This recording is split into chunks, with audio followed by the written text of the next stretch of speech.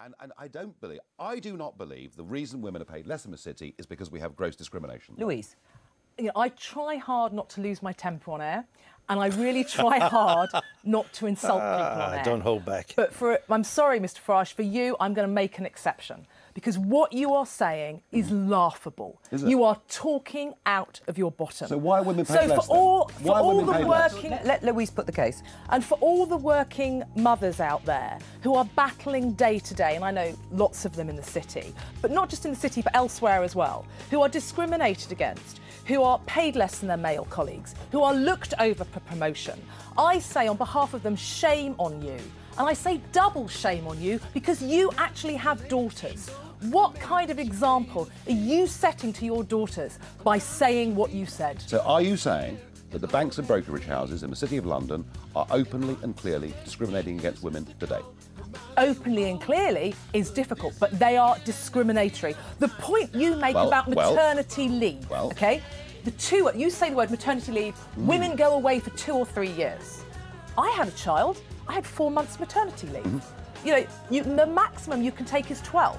So why this, women go away for 3 years? So that's the first comment, maternity leave. Yep.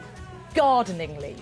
OK, so let me just explain what gardening leave. In the city, if you leave your firm, you can't start to work anywhere else for at least 3 months, very minimum. Most firms have 6, 12, 18 months of gardening leave, OK? So that costs the firm, because you leave on day one with your black bin bag, that costs the firm that you were hired with, and the new firm are willing to wait 6, 12, 18 months for you to turn up.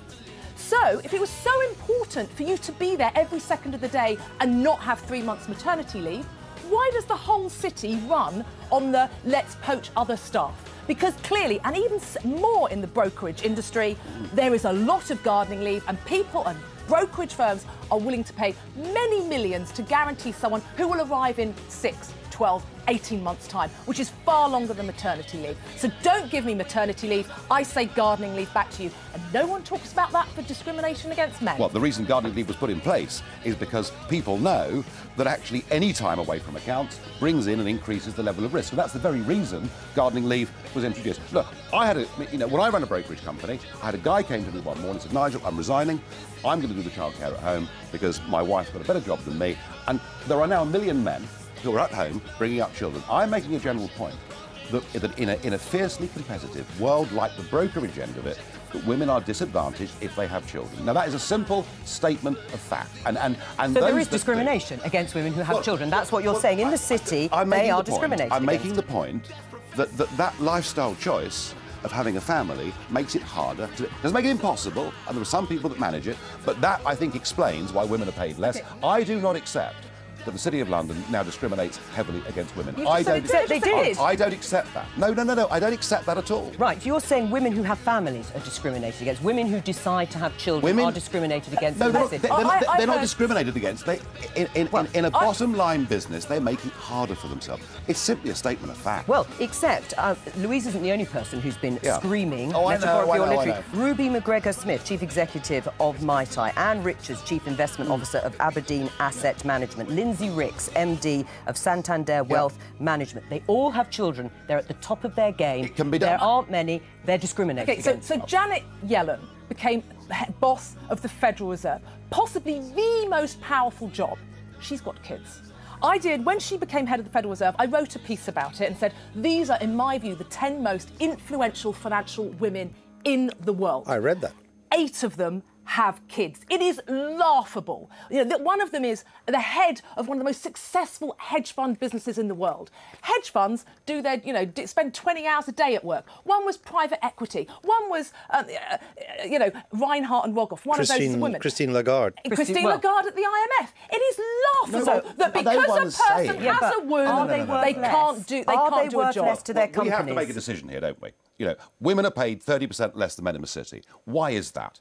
And I'm suggesting it's because they make different lifestyle choices. And whilst there are some women who want to have families... Is that right, though, Nigel? Is that right? Yes, it may not Can I have be an right. alternative It may view not as be to why right, women are but paid it is the way the world is. A lot of women, alternative some view. women are happy to have a family and a big job, but it's a hell of a difficult thing for them to do. So if I'm wrong, then we do have gross discrimination in the city. I have an alternative view of the reason why women are paid 30% less in the city is because you play deliberately to all the sexist bosses out there and allow and cause this very problem. You have made the situation worse. For all the working mothers, not just in the city, you have made the situation worse. Can I put you, are women worth less in your party if they have children?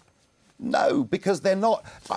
Listen, I repeat, I was talking about a dealing room environment in the brokerage business, a very specific audience, not about professional women in general. You can see how it's fueled the argument, can't you? I can, because people deliberately choose to have a row over it. I was being factual. I think... It's been demonstrated that it isn't factual. I would not take a fortnight off when I was doing that job.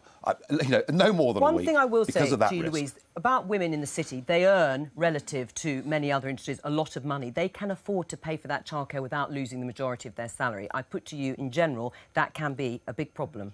Well, exactly, and that is, so, again, when I said shame on you, Mr Farage, I say shame on you for all the daughters out there who are trying for a career in the future and for all the women who want to work but because childcare is so damned expensive in this country, cannot work but want to, you're making their situation worse. I'm not talking about 99% of the jobs market in this country. I was talking about one specific area. Thank you, Louise Cooper. Have you finished? Yeah, I've finished, yes.